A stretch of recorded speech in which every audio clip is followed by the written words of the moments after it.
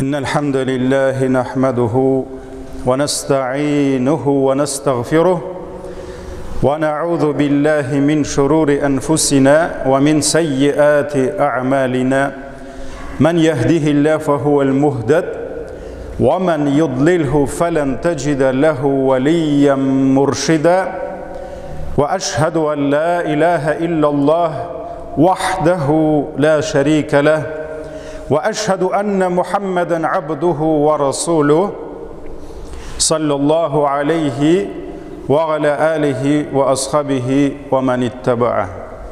Ғаламнарны юқтан бар қылып, бізні өзінің шегі болмаған сый-хөрмәтләрендә, киң ниғмәтләрендә яшатучы Раббыбыз Аллаһ Тәгаләгә мең-мең шөкерләребез, мақтау һәм улуғлауларыбыз булсын. Безгә шушы хак динебезне өйрәткән, безнең өчен иң күркәм үрнәк булган сөйкле пәйгамбәребезгә күңел түрләребездән чыккан дугаларыбыз Аллаһның сәламы һәм салаваты булсын. Азиз кардәшләрем, һәр кайсыгызны тақвалыкка чакырам. Аллаһның әмерләрен үтәгез. Аның харамнарыннан тыелыгыз. Аллаһ Тәгалә Кур'ан-ы Кәримдә әйтте: "Я айюхаллазина аману тақуллаха хаққа туқатих ва ла тамутунна илля ва антум муслимун." Әй иман китергән бәндәләр, Аллаһ Тәгаләгә тиешле дәрәҗәдә тақва булыгыз һәм үзегезнең мөселманлыгыгызны төзәтмәгән хәлдә, мөселман булмаган хәлдә үлүдән сакланыгыз диде. Азиз кардәшләрем, Рабигул Әүвәл айында гадәттә без күбрәк, гадәттәгедән күбрәк һәм ешрак сөйкле пәйгамбәребезне искә алырга тырышабыз. Аллаһның илчесенең күркәм сыйфатларын өйрәнеп, шул сыйфатлардан үрнәк алып, үзебезнең тормышыбызны сөйкле пәйгамбәребезнең әхлагы белән, сөйкле пәйгамбәребезнең сыйфатлары белән бизәргә, зиннәтләргә тырышабыз. Аллаһ Тәгалә Кур'ан-ы Кәримдә сөйкле пәйгамбәребезне сыйфатлап әйтте: "Ва иннәка ла'ала хулуқин азим" диде.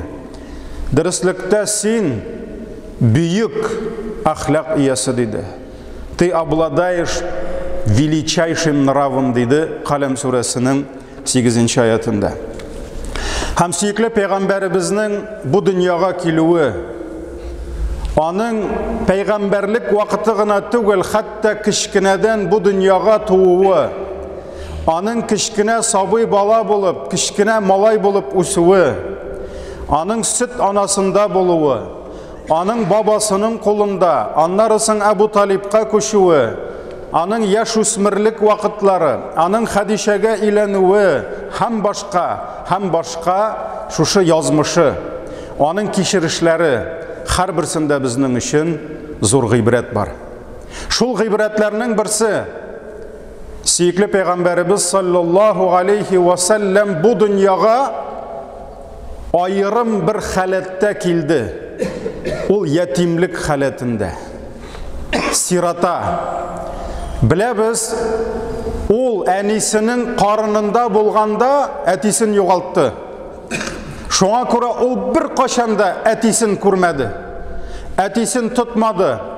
Әти назыннан, әти тәрбиясеннән ул мәхрүм булды. Шуңа күрә ул тугач иң беренче аны кулына бабасы алды. Һәм бабасы чыгып, "Сәммәйтуху Мухаммадан", мин аңа Мөхәммәд исеме куштым диде. Абдул Мутталиб, бабасы тырышты әтисен алыштырырга. Һәм беләбез, 8 яшендә сөйкле пәйгамбәребез әнисен дә югалтты. Һәм безнең телдә инде круглый сирата дип әйтәләр андыйны, ул бөтенләй әнисез дә калды. Карагыз, уйлагыз. Аллаһ Тәгалә әллә үзенең иң яраткан мәхлугына сөйкле пәйгамбәребезгә әти белән әнине бирә алмыйдымы? Аллаһ Тәгалә аны әти белән әни кулында, шуларның назында үстерә алмыйдымы? Әлбәттә үстерә ала иде. Ләкин Аллаһның хикмәте, Аллаһның шушы кешегә булган безнең әйткәндә планнары башка иде. Аллах Субханаху ва Тағала аны ятимлікте үстірді, ятимлікнің тәмін татысын деп.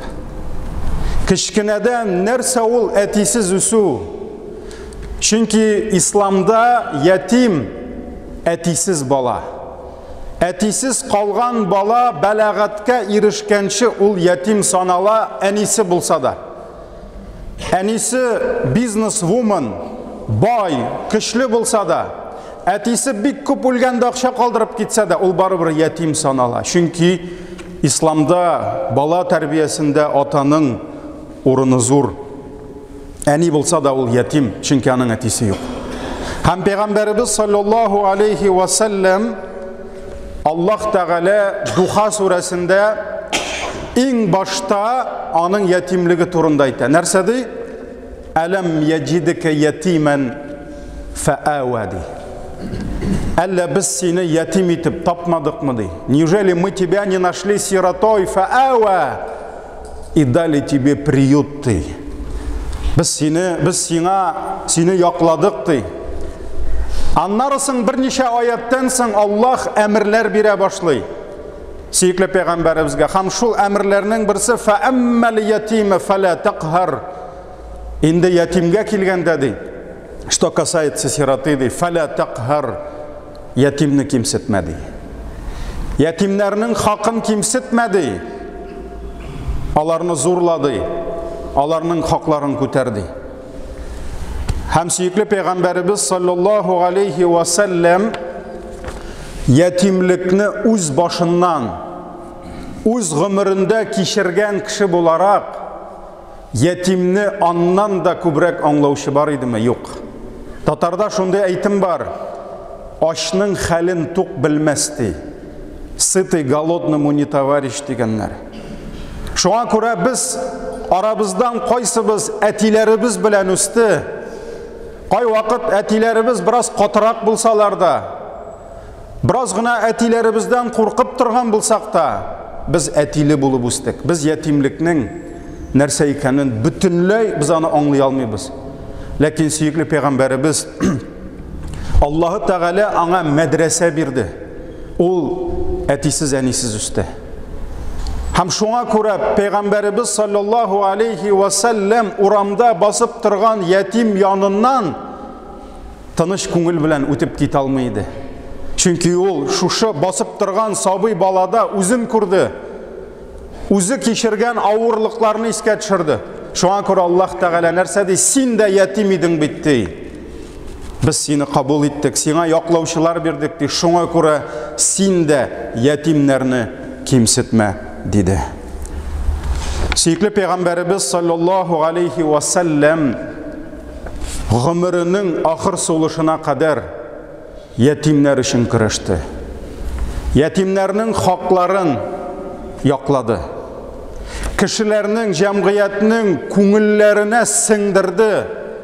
Ятимнәр безнең өстебездә дигән зур вазифаны. Һәм Аллаһның илчесе гаиләдә терәксез калган, ярдәмчесез калган тол хатыннарны вдовы дип әйтәбез. Һәм атасыз калган ятим балаларның хакларын, дәрәҗәләрен күкләргә кадәр күтәрде. Саллаллаху алейхи ва саллям. Сахл ибн Саад радиллаху анху тапшыра. Пәйгамбәребез саллаллаху алейхи ва саллям нәрсә диде? Әнә мин ва кафилул ятим. Һәм сезнең арагызда ятимне тәрбияләүче ди. Тот, кто опекает сироту ди. Кахатайни фил джанна ди. Вот так мы будем вместе с ним в раю ди. Пәйгамбәребез ике бармагын күрсәтте. Һәм әйтте, менә шулай без аның белән бергә җәннәттә булачакбыз диде. Бу сүзләр нәрсәне аңлата? Аллаһның илчесе ятимнәрнең дәрәҗәсен күтәргән, ятимнәр өчен кайгырган, борчылган сахабаларын сез җәннәттә булачаксыз дип кенә әйтмәде. Менә без җәннәттә бергә булачакбыз диде. Һәм галимнәребез әйтә, әгәр дә ятимнәр хакында шушы кыска гына хадистен башка бер хадистә килмәсә, безгә бу җитәр иде ди. Чөнки Пәйгамбәр белән бергә менә шушылай җәннәттә булу, моннан да зур дәрәҗә, моннан да зур Аллаһның рәхмәте булырга мөмкинме, юкмы, кардәшләрем? Атасын югалткан балалар өчен, ирсез калган мөслимә кардәшләребез өчен әлбәттә без сөенмибез. Ярый ир үлдәле дип, ярый әтиләр үлдәле дип. Чөнки әтисез калу, яраткан иреңне югалту, әлбәттә ул иң зур сынауларның берсе. Ләкин әгәр дә безнең арабызда шул хәлдә калган кешеләр барлыкка килә икән, без белергә тиешбез. Бу безгә, бу аларга Аллаһның сынавы, безгә Аллаһның рәхмәте. Һәм без тырышырга тиешбез. Менә шушы һәм башка хадисләргә нигезләнеп, Коръәндә бик күп аятлар бар, безнең хутбәбез кыска, аларны сөйләп булмый. Аларны сәгатьләр буе сөйләргә кирәк. Без ашыгырга тиешбез шуларда булган бәрәкәтне, шулар аша Аллаһның килгән әҗр-савапларын алырга.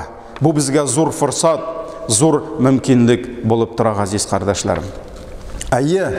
Менә шушы атасыз калган ятимнәрне динебез икегә бүлде. Синең ятимнәрең бар, һәм синең өчен шит ятимнәр бар. Синең ятимнәрең кемнәр алар? Синең абыйың үлсә, балалары ятим калды, алар синекеләр, синең племянникларың. Синең ниндидер туганыңның балалары, алар синең ятимнәрең. Инде бөтенләй туганлык белән бәйле булмаган башка бер ятимнәр, алар шит ятимнәр булды. Кайсысы гына булмасын, аларда Аллаһның бәрәкәте. Һәм аларга син ниндидер файда китерә алсаң да бил, аларның сиңа булган файдасы зуррак. Син аларга кирәк кебек күренсә дә, алар сиңа кирәгрәк.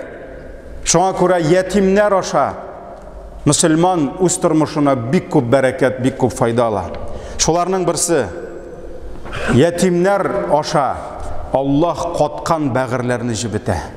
Дөнья куып, дөньяга чумып, biz сизми дә калабыз, күңелләребез ката, карала башлый, бәгырьләребез кибә. Һәм безгә кирәк шушы каткан күңелләрне кыймшата торган, җибетә торган, чистарта торган гамәлләр. Пәйгамбәребез саллаллаһу алейхи ва саллям янына бер кеше килде. Я Расулаллаһ, күңелем катты, нишлим диде. Пәйгамбәр саллаллаһу алейхи ва саллям нәрсә диде? Имсах раъсал ятим диде. Погладь голову сироты диде. И накорми нуждающегося диде. Бар, тап ятимне срочно. Бар да шуның башыннан сыйпа, күңелең йомшарыр диде. Һәм бер мискинне тап, ризыгын таба алмаган, ашат шуны утыртып. Шуны ачлык авыртуыннан, ачлык сызлануыннан имин кыл, күңелең йомшарыр диде Пәйгамбәребез саллаллаһу алейхи ва саллям. Шуңа күрә тормышында ятимнәргә ихтибар бирү. Шул ятимнәрнең күңелләрен күрергә тырышу. Аларның күңелләрен күтәрү.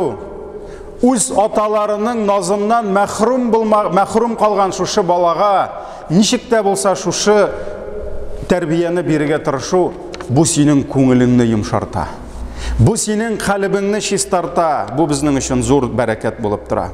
Шулай ук җәмәгать, әгәр дә синең ризыгыңны, синең малыңда өлеш булса, если в твоем имуществе будет доля сирот, Аллах даст тебе бәрәкәт в твоем имуществе. Иншаллах. Сахабалар ятимнәрдә булган бәрәкәтне аңлап, хәтта табыннарын ятимнәр белән бүлешергә тырышканнар. Умар ибн Хаттабның улы Абдулла ибн Умар, субханаллах, бу сахаба бик күп хадисләр безгә ирештерде. Аның да әйтәләр, ятимнәрне иң нык ярата торган сахабаларның берсе дип. Хәтта ничә кешедән риваят килә. Абдулла ибн Умарды утырасы табынында бер ятим булса да утырмаса, анда утырмайды ди. Ашар алдыннан ул ятимнәрне эзләтә иде ди. Кырна ятим килеп утырса гына шуның белән ашый иде ди. Хәтта Хасанул Басри табигиннардан булган зур галим әйтә, Абдулла ибн Гумар бер вакыт ди, гадәттәгечә ашарга кайтты ди өенә. Обедмы, ужинмы мөһим түгел. Һәм гадәттәгечә бер таныш ятим малай бар иде, шуны чакырыгыз дип әйтте ди. Үз балаларынамы, хатынынамы, табыгыз әле шуны, каядыр урамда уйнап йөридер инде. Ләкин ул ятимне таба алмадылар ди. Ул шулай әзер ризык янында утырды, теге ятим килмәде. Шуннан ашап бетерде ди. Ашап бетерүгә ди, теге ятим малай килеп кирде ди. Кая, мине чакырганыйыңмы, Абдулла абый? Шуннан соң ул аны табынга утыртты ди. Иде ризык калмады ди. Чөнки гаилә белән ашап бетерделәр, элек артык ризык булмаган. Булганын ашаганнар. Шуннан соң ул бу егеткә әйтте, утырып тор әле дип әйтте ди. Һәм тиз генә нинди ризык бар, әзерләгез дип әйтте ди. Аның каршына бераздан сулы бутқасы чыгардылар ди. Ул вакытта инде ул хөрмәтле ризык иде. Шулай бит, хәзер генә без бутка дип карыйбыз. Һәм кырына бол чыгарттырып куйдырды. Шуны уйлап карагыз, бу ират, Абдулла ибн Гумар, нинди зур галим, теге яшь малай, бәләкәй малайны көйләп утыра. Шуннан соң ризык китереп куйгач, карады да әйтте ди. Валлахи, синең өлешеңне мәхрүм итмәдек ди. Мы не лишили тебя твоей доли дип әйтте ди. Шуннан соң бу сүзне риваят кылган Хасан аль-Басри өстәп әйтә, валлахи ди, Абдулла ибн Гумар ул ятимнең хакын кимсетмәде ди. Менә шулай иттереп, алар белгәннәр, әгәр дә син тапкан малда, сиңа килгән ризыкта ятимнәрнең өлеше булса, бу синең малыңның бәрәкәтен арттыра. Бу синең байлыгың, бу синең көчең.